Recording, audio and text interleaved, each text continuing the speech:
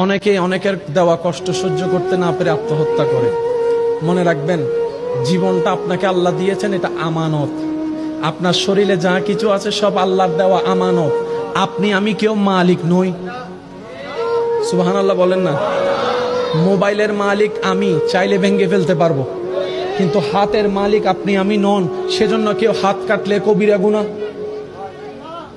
শরীরকে আঘাত দিলে কবিরা গুনাহ। রব বলে যেগুলো আমি তোমাকে ব্যবহার করতে দিয়েছি, তুমি মালিক তো হও নাই, সুতরাং তোমাকে দেওয়া জানটা আমি রবের দান, সেটাকে আত্মহত্যা করার অধিকার কারো নেই। সবচেয়ে চমৎকার বিষয় কি জানেন? অনেকে যারা আত্মহত্যা করে দুনিয়াকে বুঝাতে চায় আমি মরে গেলেই তুই বুঝতে পারবি, আমি মরে গেলেই জগৎ বুঝবে আমার দামটা কি। তারা ঠিকই মরে যায়, জগৎ একদিন তাদেরকে আর ভুলে যায়। কারণ দুনিয়া এত ব্যস্ত, কেউ কাউকে মনে রাখার বেশি টাইম পায় না। একটু জানাজার নামাজে খেয়াল করে দেখেন, অনেক কষ্ট করে মানুষ একটু জানাজায় যায়, নামাজটা পড়ে আর দেরি করে না। কবরস্থান পর্যন্ত যাওয়ার মানুষের সংখ্যা দেখবেন যে একদম কম, কবর দেওয়ার সময় মানুষের সংখ্যা দেখবেন যে আরো কমে গিয়েছে।